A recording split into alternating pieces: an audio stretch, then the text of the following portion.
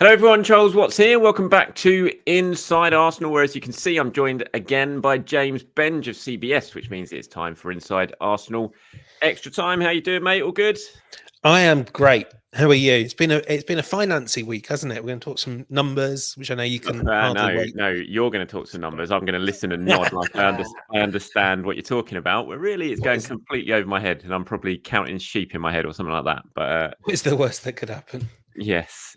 So we will talk a little bit of numbers of football. Chelsea. There's only one number that matters, mate. What's that? It's 5 or 6 or however many Arsenal score every time they go away from home. Nicest football, isn't it? Easy. Easy.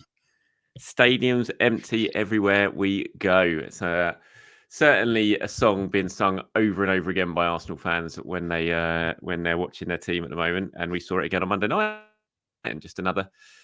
It was weird. I didn't go, obviously. I watched it at my dad's house, and I drove like the half an hour journey from where I live to where my dad lives. I drove and I was listening to Talk Sport in their pre-match chat in the build-up to kickoff, and it was like Adrian Durham. I know I can't remember who else was on. It was Sam Matface and someone else, and it was all like, how many goals are Arsenal going to get?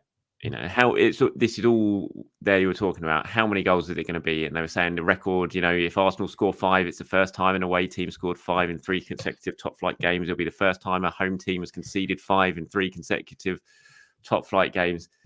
And I was listening to it and I was just thinking, oh, this has got 1-0 Sheffield United written all over it. Everyone's talking about this. Like it's going to be another steamroller in, like it's going to be 5-0 at half time. And of course, that's not going to happen. And then it happened. It was just everything that everyone predicted before the game just panned out exactly like everyone was predicting before the game. It was crazy to watch, wasn't it? It was mad to watch that first half. And well, I was almost similar to you, but slightly more extreme in that I'll be honest, I was more of the Adrian Durham school. And I was like, I'm not going to bother watching this. I'll record it. And if it feels like it's important to watch, I will. But I think Arsenal are going to blitz them. And I don't think I'm going to learn much from it. So I did watch it back and was like, yeah, I was right. Not learning much from this at all. Arsenal are too good. And I think when you watch it clear-eyed after the fact, you kind of think, this is what the best teams in Europe, the best teams in the world do to a team that's heading for the championship. And I know everyone wants to say, oh, you know, who have they beaten other than Liverpool and West Ham and Newcastle? But there's a way to beat those teams, and that way is to pulverize them in 15 minutes, if not less. Like, this is the mark of what I now think is the best team in England and probably by extension the best team in Europe. Like, that might not be reflected in trophies at the end of the season because that stuff's all a bit weird, but Arsenal are the best team in Europe right now, is my view. Possibly Inter. You know, we said that last week, and there was a lot of comments on the last week's show saying that that's just not true, and that we weren't right, and that we were getting carried away, and Arsenal weren't best team in Europe. And people were saying they lost to Porto, they lost to Liverpool in the FA Cup, but yeah, I mean, best teams in Europe lose games still. Yeah. City have been the best team in Europe for ever since Pep took over, or at least since his second season. But they still didn't win the Champions League. But like, they were better than the Real Madrid teams that won it sometimes. Mm-hmm. Yeah, no, I agree. I do. I double down on. I'm at the moment. I'm not saying they're right now. You know, they are the undisputed best team in Europe. I'm saying right now, I think they are the most informed league team in Europe, if not the world. And I'm loving what they're doing. It's reminding me of the Invincibles days of just turning up to games and them being over within 10 minutes, 15 minutes. You know, 2-0, 3-0. Job done. And it's very nice. It's not going to continue, obviously, and we very soon, potentially on Saturday, who knows, there's going to be a game where it just, you know, Arsenal aren't leading at half time. They don't fly out the blocks and blow teams away, and they're going to have to grind it out. And that's going to happen. That's football. It's inevitable. But right now, I'm just really enjoying what we're seeing from the team. And yeah, it was a lot of fun. I mean, it's an interesting one, isn't it? Because after pretty much every game at the moment and every result, were Arsenal that good or were the other team that bad? But I think when you're consistently seeing the same result week after week, game after game, then the conversation about how bad the other team was, I think, becomes almost a bit mute, because it's just what Arsenal are making that team look so bad by what they're doing, and they're doing it on a consistent basis. It doesn't matter who they're coming up against, whether it be, like you said, they did it to Liverpool. It was only 3-1, but they did it to Liverpool in that game. And obviously they did it to West Ham away from home. They did it to Newcastle, who are a decent team. So it can't just be that the other team are that bad. It has to be, at some point, the conversation has to turn to, well, the team doing it to all these other sides are just very, very good. And right now, I don't think there's an argument that Arsenal are just very, very good. Exactly. I mean, and people end up having to have all these incredibly bad faith arguments just to make a point. My favourite is the Liverpool fan account I saw that was like, "Oh, you think Arsenal's winning run is good? This is what a real winning run looks like." I saw that. Well done. Like, that's fine. But I mean, actually, I think one of the things for Arsenal supporters, the only thing I can say as someone that's chronicled an awful lot of misery in his time covering this club, just like, don't worry too much at the moment. Like, but enjoy it, live it, try and live in the moment, and that moment might get snatched away at the Etihad at the end of the month, because all the things we've said could be true, and City might still win because they're one of the other teams that might be the best in Europe. So I think while it's happening, it should just be, you don't need to worry about, are we just playing rubbish opposition? Like, I've seen a lot of Arsenal teams play rubbish opposition and make them look better and make Arsenal look worse. This is a really special moment right now, and the Emirates is going to be rocking again on Saturday. I can't wait to see Ivan Toney. The battle between Ivan Toney and the clock end and the North Bank is going to be something special. So, yeah, try not to worry too much and just enjoy these, because as you and I know, it doesn't come along that often, even for Arsenal. No, it doesn't. I saw a really good tweet the other day. I don't know who it was from. It just popped up on my timeline, and someone saying, I don't care if we don't, well, not I don't care. It's like, even if we don't go on and win this league, this is the most fun I've had watching Arsenal in a long, long time. The last couple of years is the most fun I've had watching Arsenal in a long, long time. And I love this team.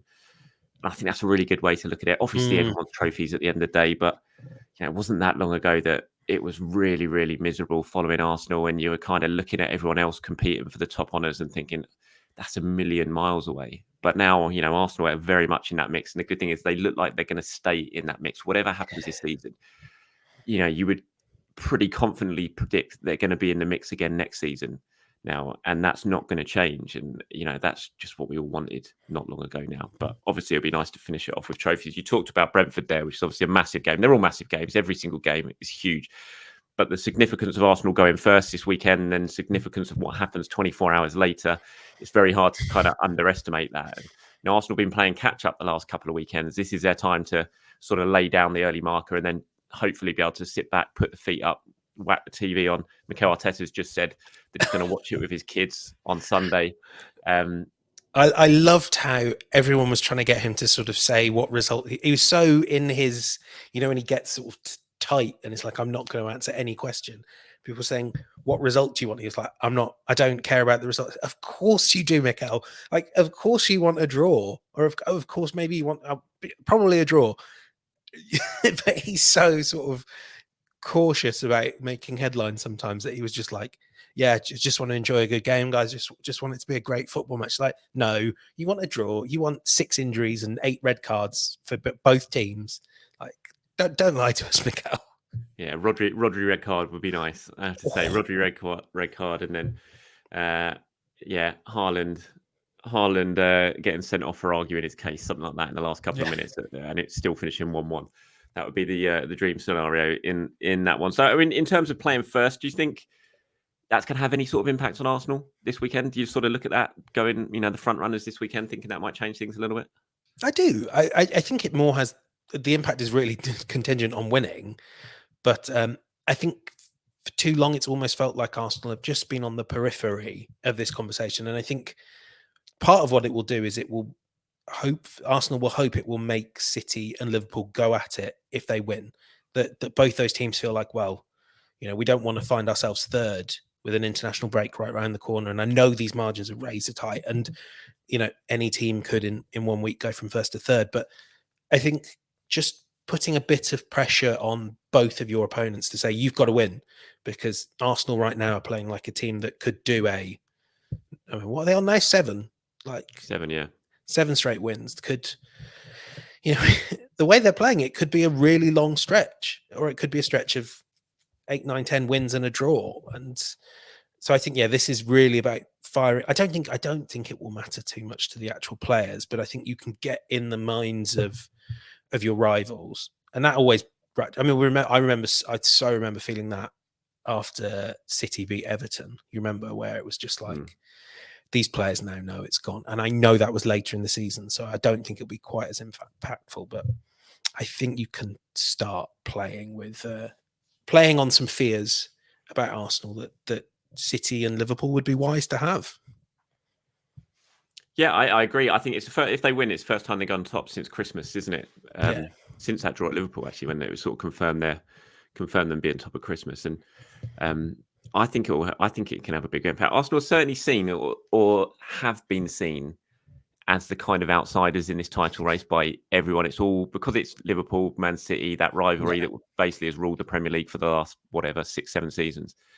Everyone's kind of looking at Arsenal as the kind of also rans in this title race, I think. But if they win at the weekend, then they're definitely going to be at least second going into the international break, potentially top first. And I think that will just it just moves them kind of front and center into this title race, probably for the first time really since we've started to get the impression that it might well be a 3-horse race. And I think that could be important. And it looks to me, I just get the feeling looking at this team that they're beginning to revel in the sort of battle that they are in. They certainly seem to be up for it. And, being top, even if it is just for a day, I think that will give them a real boost, because it wasn't so long ago. You go back to the end of that Fulham game, being 5 points adrift and looking like they're out on their feet, that you kind of thought that it was gone. And now here you are with a chance to go top going into the final international break of the season. I think it's going to really energize a team that is looking really energized as it is. I mean, Mikel Arteta has literally just finished his press conference at the time of recording this, and good team news, real boost for Arsenal. It looks like both Saka and Martinelli are going to be fit for this game. I thought he might be a little bit more cautious on this update when it comes to these two, certainly on Martinelli, because I think everyone expected Saka would probably be fit. It was only illness, obviously, that forced him off. But, he's pretty much saying there that, we are pretty positive that they're both going to be available for the game. I mean, that's a major boost to have those two wingers who are both playing so well at the moment, have been so influential in this run that Arsenal have been on, to have them fit for the game. Tomiyasu is doing stuff on the pitch. There's a chance that him and Zinchenko could potentially be available, but I'm still kind of looking at post-international break for those two. Anything other than that's going to be a bonus. But having these two fit and available, given the form that they're in, it's a huge boost for Arsenal, isn't it? Especially with Porto on Tuesday night as well. Oh, massive. And I think Martinelli in particular, when he was sort of hobbling out down the tunnel, I priced in not seeing him until after the international break. So that is really, really good news.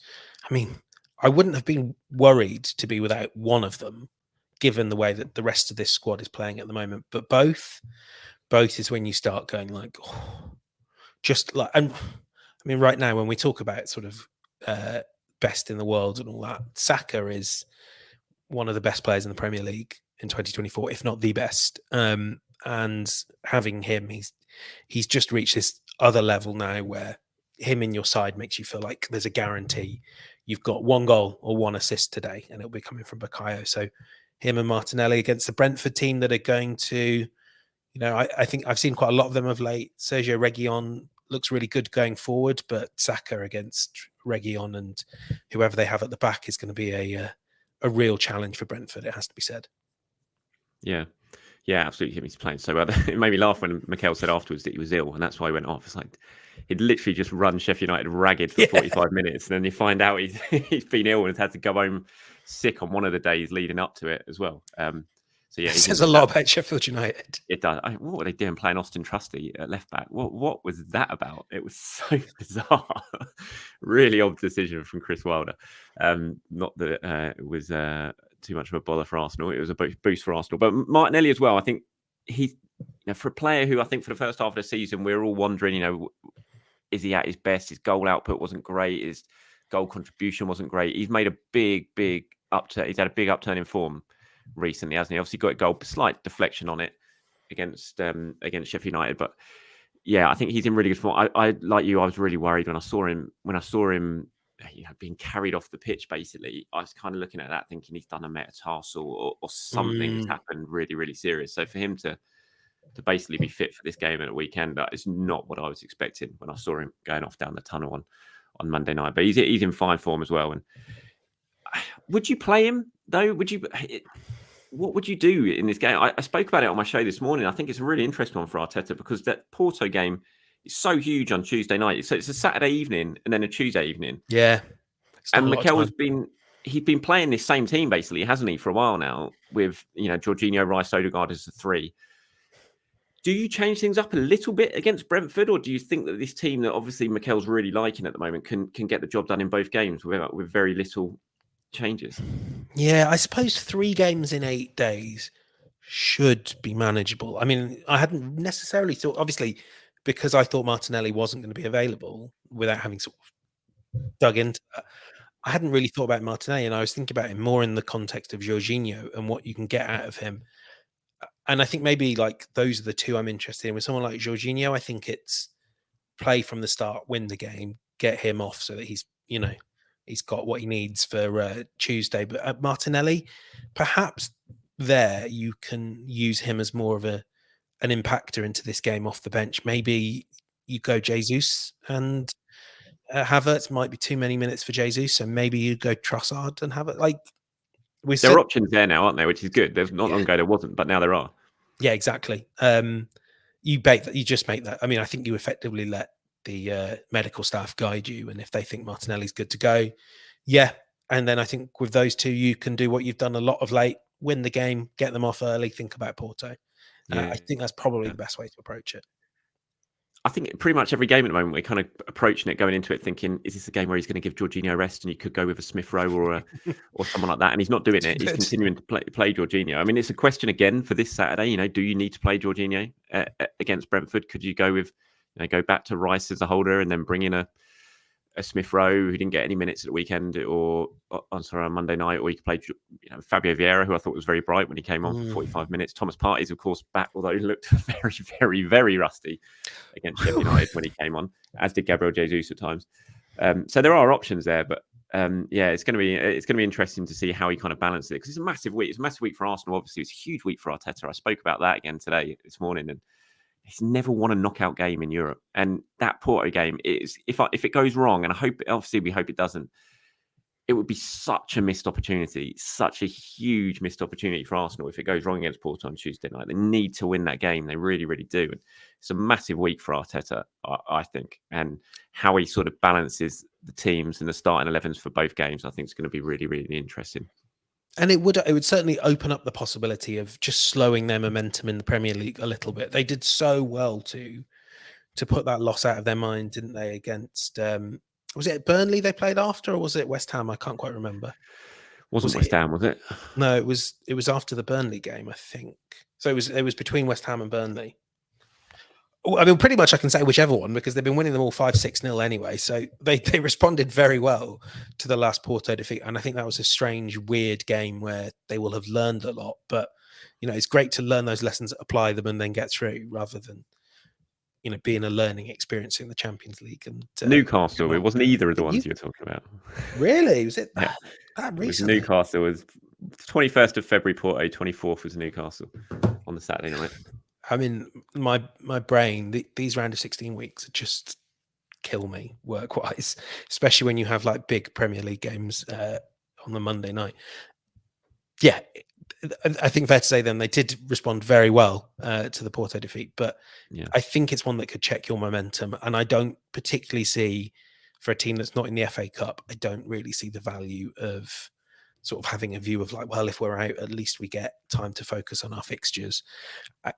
I think you need to win it, and so do as much as you can to hold, to keep some players fresh, but only once that game is won, I think is the way to play it. So I think he keeps the same 11 with the possible debate over Martinelli. Well, it's not going to be the same 11, except the one obvious one. Yes, and Mikel's been speaking about that in the press conference. There's loads of questions about Ramsdale. Obviously, I just pulled up a couple of quotes that he's given. Ramsdale discourse is back. He on playing this weekend, he said he's fully prepared. He's trained really well every day. He's desperate to play like the rest of the boys that haven't had many opportunities. Saturday is going to be a great day for him. Says he's been brilliant in terms of his attitude. He's been really good, really supportive, pushing every day in training like I expected. And it's a joy to have two goalkeepers in the team, stroke squad. There've been lots of questions on my shows in the last couple of days about Ramsdale and how I think him coming back into the side might impact Arsenal. Lots saying that maybe he should have been given a go against Sheffield United just to get him into the groove ahead of this game, which is always going to be a tough. I never expected that to happen. And to be fair, even if he had been, he would have been tested more in the warm-up than he would have been in the game itself. So it didn't really matter given how that game panned out. But do you have any concerns about Ramsdale coming in and how, whether that will change the way the Arsenal defend? Because they've been so good, just not giving up any chances. And, there's just seems to be this sort of intuition between a lot of them at the moment in terms of how it works. But do you have any fear that might be interrupted a little bit with Ramsdale coming back behind them?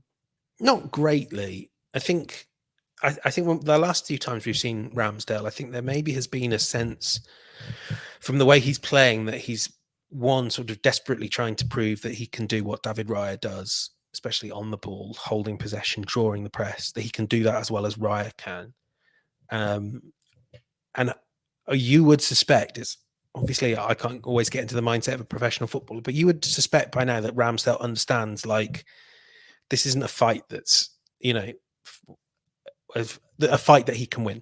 The best thing he can do is just come in, play his normal, natural game, trust that, 4 players who all played with him last season will know what he needs to help him out and just, cope. I mean, also bear in mind, like we were saying, this Arsenal team are sensational defensively. Brentford have gone off the boil a bit. It might be a pretty quiet game for him anyway. So I'm not worried. He's still an England international. He's still a very good goalkeeper. It's just Arsenal have got one at the moment that's better. I think most teams would take Ramsdale in the Premier League. So it'd be fine. Yeah, I think there's a little bit of a difference in terms of where Arsenal are now. When Ramsdale came in for that game against Brentford earlier on in the season, I think there was still very much a debate of who is Arsenal's number one. Could it be Ramsdale? Could it be Raya? And whether that put more pressure on Ramsdale, I don't know. There was just definitely a lot more spotlight on it going into that game. There won't be this weekend. And also it's at the Emirates, which is going to be a completely different experience for what it was like at Brentford when all the fans were on his back. I've got no real concerns about it like you. I mean, this is still an England international you're talking about who's been very, very good for Arsenal. And I think he'll come in and he'll do well. Interestingly, in the presser, Mikel was saying that he thinks that Ramsdale's proved he can play the way that David Raya does and the way Arteta wants Raya to play. He thinks Ramsdale has shown he can do that. I'm not entirely convinced. There's only little sort of flourishes that are different, isn't it? I think, Ramsdale is a good kicker, and I think the one thing would be the crosses. I just think Raya's more on the front foot goalkeeper than Aaron Ramsdale is. And I think we've really seen that since the turn of the year and this good run. I think we've really seen what Raya brings to this team and why Mikel was so keen on bringing him here. He's just a real aggressive front foot goalkeeper that can set the tone for the way Arsenal want to play. And I'm just not sure Aaron, as good as he is, as good as he's been, I'm not sure he's quite got that in him, if you see what I mean. Agreed. Right. Ivan Toney, we're going to be seeing him at the Emirates on Saturday. Gave William Saliba one of the toughest games I've ever seen a striker give William Saliba last season in that 1-1 draw. Mikel was asked about him, obviously, in the press conference, given the links to Ivan Toney. He was asked if he could rule out a summer move. James Ollie at ESPN asked him that, and he said, I don't talk about any other players because if I do, I have to be ruling out every player in the market because we are linked with a lot.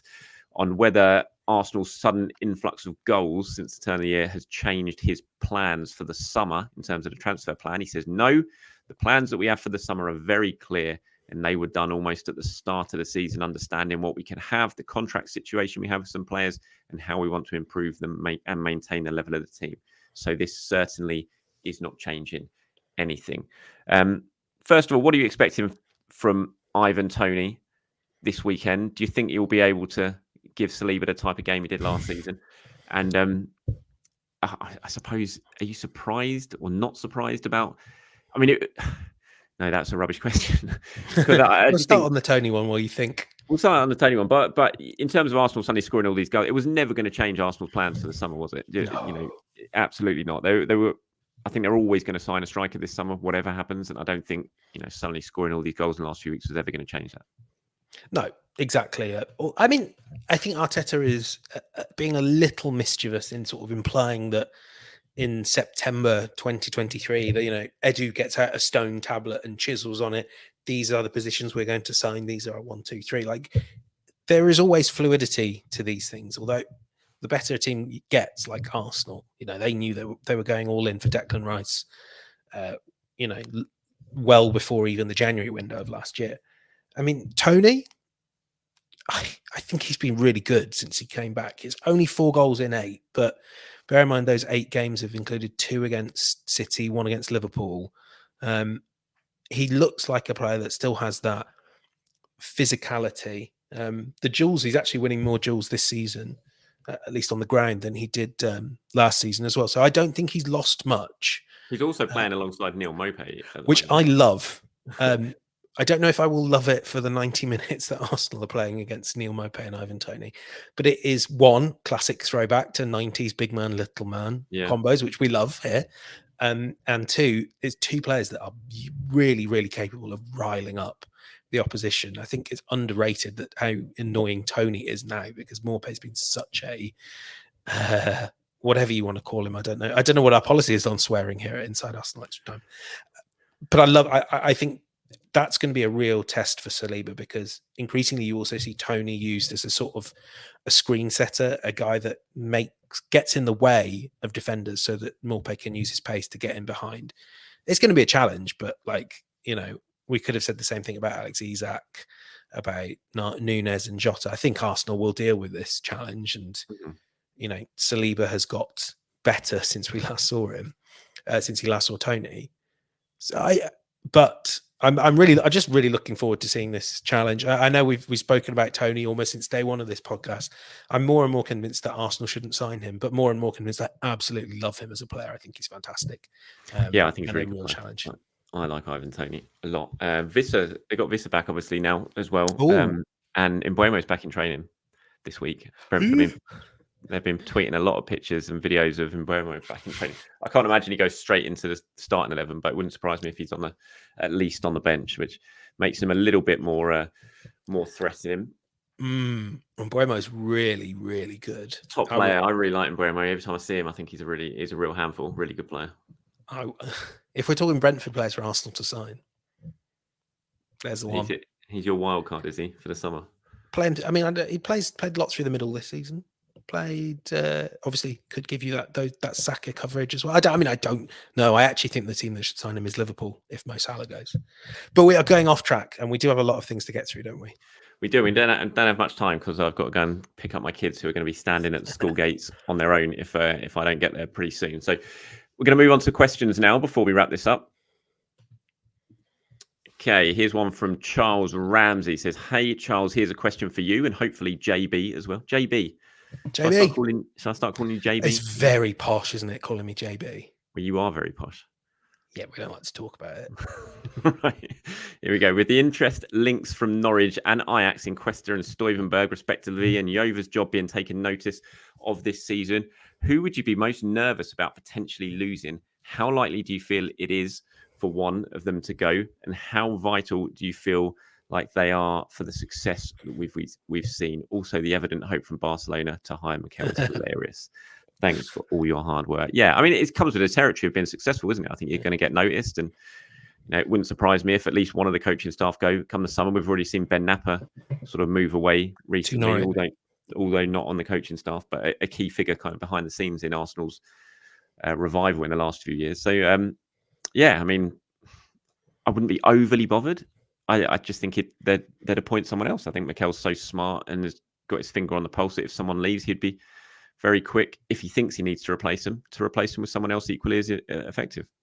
Yeah, don't forget, this season they lost their most experienced Premier League assistant in Steve Round and not really replaced him. They've effectively given bigger jobs to Cuesta and Molina, and it's made no difference. The Cuesta to Norwich one is very interesting, and I think there is real interest being driven there, or it has been by Ben Napper, who obviously has taken a very senior role at Norwich. So I don't know. I can never follow the Championship well enough to know when that job might become available, but would make sense. I mean, if you're saying which one would you not want to lose, I suppose we really do know that Nicolas Jova has made a profound, and we can see it every game, the impact he's made. But I mean, he's not the only set piece coach in the world. And actually, I think it's really important to have consistency at the very top of your footballing organisation. But as we well know, the greatest Premier League managers, Klopp, to an extent Wenger, but maybe should have done more of it. And of course, Ferguson was so good at refreshing their staff to almost refresh. And that's a great way of refreshing the squad without spending £400 million, is getting new eyes on them. So, like you say, I mean, not only would I not worry, I think if it dependent on who the staff is, I think it's actually something to be quite excited about if new staff come and settled staff go. And like you say, if you're doing something right, if people want to appoint your first team coach as their manager. Yeah, I think, like you, I think if I was going to be concerned about anyone, it'd probably be Jova, just because, as you say, we're seeing the what he's doing every single week. But I'm sure there are other set piece coaches out there. I see Chelsea are now suddenly waking up to the set piece coach need and a hunt, and I'm sure they'll probably go to Brighton. Do you have any money to hire one? I'm sure they'll go to Brighton anyway. And we'll talk about Chelsea's money in a minute. Actually, there you go. Moving on. Question for extra time. Why do people talk about pure profit when selling youth players? I see it mentioned as if there is something better in terms of FFP when a youth player sold rather than the player that the club has paid for. Might not have the numbers right, but Chelsea signed Mudryk for 80 million. If they can sell him, or Gallagher for 50 million, it makes no difference who they sell. Their accounts are still 30 million down. Is there something I am missing? I'm handing this over to you because you're going to be far better at explaining this than me. And it also allows you to talk about Chelsea's financial results, which I know you want. Oh, yeah, which is good fun. We should mention Arsenal's as well. Go for it. But remember, I am on a clock when we're talking about... Yes, I will go through this quickly. So hopefully, Terry, you are familiar at least with the concept of amortization. The easiest way to explain this is when a football club sign a player, they treat that as acquiring an asset, and that asset has a fixed number of years in which they will have access to it. So perfect example, and a great fee, which may not be correct that he's noted. But Chelsea, in accounting terms, even though it's true that they were, but in pure accounting terms, they will say this is an £80 million investment for Mikel Arteta spread across the terms of an 8-year contract. So every year on their books will be a £10 million cost for Mikel Arteta. Conor Gallagher obviously has no cost associated with him. They've spent money on him. But again, accounting terms, he's come through the club. They've spent zero on him. So when they sell him, they will book. When you sell a player, that is all one big cash injection. So if Chelsea sold Mudryk for, what's a reasonable fee for Mudryk? Well, let's say they sold him for 40 million. And he's 2 years into his contract. So his book value would be 60 million. So Chelsea would effectively have lost £10 million if they sold Mikel Mudryk. This is one of the things that means Chelsea, who just made a loss of, I think it was 90 million off the back of a loss of 120 the previous year. The real challenge they have is these players have huge book values because they put them on contracts that run to a decade. And they're not very good. So you're never going to get your money back. Whereas Gallagher, that's pure £50 million profit. You've got nothing outstanding that you were running down your account. So as for Chelsea, their accounts look pretty rough at the moment. Their amortization costs every year are going to be exorbitant, because even if you're spreading £1 billion over an average of 6, 7, 8 years, that is a lot you've committed every single year that will be on your books, that will make it very, very, very hard for you to add players. And as we well know, Charles, the players that are currently on Chelsea's books, not many of them would be the sort that would have wealthy clubs hammering down the door trying to get hold of them. Maybe a Cole Palmer or someone, but that's the sort of player Chelsea can't sell. And that's a really key difference between Chelsea, who won't be getting Champions League money next season in their next set of accounts, or the one after, and Arsenal, who did make a loss of, was it 59 million, 52 million? But there is money to be added to those books through Champions League, even if there's also a Declan Rice transfer fee to put on them as well. Mm-hmm. That was quite quick, wasn't it? That was quite quick. I didn't understand a word of it, but hopefully Terry understood it far better than I did. But I can barely look after my own money, let alone understand multi-billion businesses. Right, Peter and Sir, I can't even. I'm not sure who that one is below, but apologies if I can't get your name right there. But you're both kind of talking about some of the young Hale End players. It's extra time. Love the show, guys. Question for you: if you had to let one player leave in the summer between ESR and Nwaneri, who would it be? And then the question below is: the Hale End boys, Nelson and Nketiah and ESR, were all unused subbed against Sheffield United. Do you think the team has developed beyond them, and should they be on the market this summer? I'll take that at first. The top one's really hard. I mean, I would probably. No, obviously ESR is going to give you far more in terms of first team immediate impact next season. But with my ESR loving hat on, I just want him to go out and play football and enjoy himself and express himself and be a success somewhere. And if that's not going to be at Arsenal, and if he's not going to play, then I just feel the time is right that he may as well move on and continue his career somewhere else where he's got a manager who's going to play him more than Mikel is at the moment. So I would probably say ESR just because you get more money for him. We don't know yet what Nwaneri could do, but it'd just be, you'd be selling someone for hopefully decent money who is a first team squad member who you're not really using, and you could reinvest that money in a first team squad member who you've got more belief in and are going to play more. So I'd probably go with Smith Rowe there.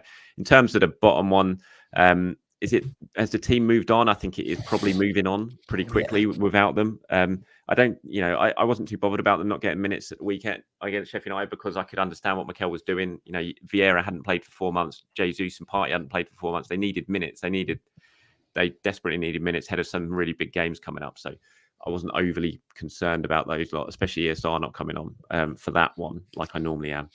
I don't know if you agree with all that. Yeah, I certainly wouldn't blow up the importance of none of them coming on because, like you say, there were players that really needed the minutes more. But yeah, I mean, you have to consider the homegrown status factor, which obviously all three of those help with. Although you've got the likes of Saka, Saliba, Martinelli, you've got a few that tick that box. I think it really is time to, and let's be frank, like Arsenal worked really hard to keep those three last summer, and I'm pretty confident that ESR, for instance, would have been ready to go if Arsenal had opened the door, whereas actually they said it's bolted shut. And it was a waste. And I think actually there's also, Arsenal have given ESR a lot, but ESR has given Arsenal a lot. And I think there's something about, if you want to be a club that acts the right way, just saying, we could use you as our 20th man in the squad, but you, Emile Smith Rowe, you, Reece Nelson, Eddie Nketiah, could do much better in your career if we let you go, and then we can reinvest that money, even if it means we have a slightly smaller squad. I think the time's come. I think it's the right thing to do. I mean, it was funny watching Joe Willock come back a few weeks ago. I think I know there are people at Arsenal that take actually enormous pride in the fact that he's done so well and kept his place at Newcastle, even when they've become the richest club on the planet. And I think it's always a curious sort of success story, and it's not a Saka success story, but I think Arsenal could be really delighted and proud if those guys go, get them good money, have good careers elsewhere. Well said. Can't disagree with any of that. I'm going to wrap up today's show with this one from Charlie J. He says, not necessarily Arsenal specific question, but it's interesting your thoughts. I've got tickets to watch Inter Miami when I'm in Orlando in May. Ridiculously expensive, but well worth it to see Messi in person. Is there any past player that you wish you had the chance to see in person but weren't able to, or any current player that you haven't seen yet in person but want to? Oh, I mean, the past player bit is very, very easy for me. And I was like, I think Charles will say the same player, unless you've seen him. Ronaldo, original Ronaldo Max, R9. Just certainly the age I grew up in, Football Italia was sort of Sunday afternoon appointment viewing. And this guy was something, I mean, there was something angelic about him, wasn't it? He just didn't look human or feel human. I think before Haaland, he was the real freak of nature. I don't know, current players, I actually don't feel like there are that many that I really wanted to see but haven't got to, and I now get more excited about do you know who I was really excited to see? Lewis Miley. And I really enjoyed watching Lewis Miley the first few times I saw him. I mean, what a ludicrous privilege of this job it is that you get to see so many top players. I mean, yeah. Luka Modric, I have to also say, reluctantly, was a player I adored watching when I got to see him, and really had wanted to since the minute he left Tottenham. But yeah, Ronaldo was Ronaldo's always the one I wish I could have seen at his prime. Yeah, I didn't see him at his prime, but my favourite ever game that I've ever been to in my life was the 0-0 draw with Real Madrid at Highbury in 2006, and he played in that game, and yeah, I just love that match so much. It was just really special. Just see Arsenal win, obviously, but just to see them beat Real Madrid under the lights at Highbury and the atmosphere there. Anyone who was lucky enough to be there that night at Highbury, it was just a spectacular night, even if there were no goals. It could have been about 4-4 as well. It wasn't 4-0. It was an incredible 0-0. I would say player who I haven't seen, who I would love to have been able to see, probably Liam Brady. I think, speaking to all my Arsenal friends of that era, he was such a good player. And current player, I would say Mbappe, because I haven't seen him yet. And I think that's where I'm going to have to wrap it up, because I'm looking at the clock and it is definitely time for me to go now. So I'm going to have to call time on it. But thank you very much for joining me. Appreciate it as always, mate. And yeah, you there on Saturday? My pleasure. Yeah, I'll possibly see you from afar on Saturday. No, I'm in the press box on Saturday, so I shall see you there. See you then. All right, mate. Thank you for watching, everyone. We'll be back tomorrow with the usual show, so keep tuned for that. And yeah, enjoy the rest of your Thursday. Have a good one. Bye bye. Bye bye.